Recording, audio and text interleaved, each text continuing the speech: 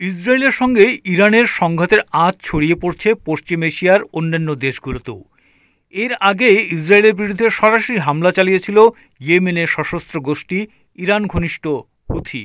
এবার লেবাননের সশস্ত্র গোষ্ঠী হিজবুল্লাহদের বিরুদ্ধেও আঘাত হানল বেঞ্জামিন নেতানিয়াহুর বাহিনী।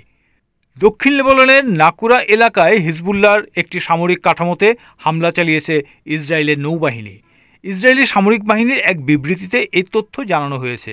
বিবৃতিতে বলা হচ্ছে, নৌবাহিনীর একটি জাহাজ হিজবুল্লাহর সন্ত্রাসী সংগঠনের রাদওয়ান ফোর্সের একটি সামরিক স্থাপনায় হামলা চালায়। এই ঘাঁটিটি ইসরায়েলের নাগরিকদের বিরুদ্ধে দীর্ঘদিন ধরে সন্ত্রাসী পরিকল্পনা বাস্তবায়নের কাজে ব্যবহৃত হচ্ছিল। দক্ষিণ লেবাননে তাদের ক্ষেপণাস্ত্র হামলায় মৃত্যু হয়েছে হিজবুল্লাহর সিনিয়র কমান্ডার মোহাম্মদ খাদব আল হুসাইনির।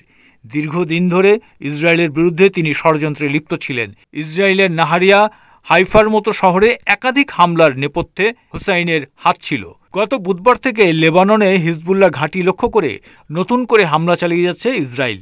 ইরান এবং ইসরায়েলের এই সংঘাতের মাঝে ইরানকে পূর্ণ সমর্থন জানিয়ে ইসরায়েলে পাল্টা হামলা এবং ধ্বংসের হুঁশিয়ারি দিয়েছিল হিজবুল্লাহ। এবার সেই হিজবুল্লাহর আরও এক সিনিয়র কমান্ডারের মৃত্যু হলো ইসরায়েলি হামলায়।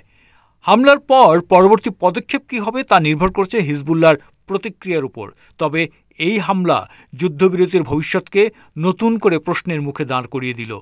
পরিস্থিতি কোন দিকে মোড় নেয় তা এখনও অনিশ্চিত। রবিবার ইরান এবং ইসরায়েলের সংঘাতের 10ম দিন অতিক্রম করছে।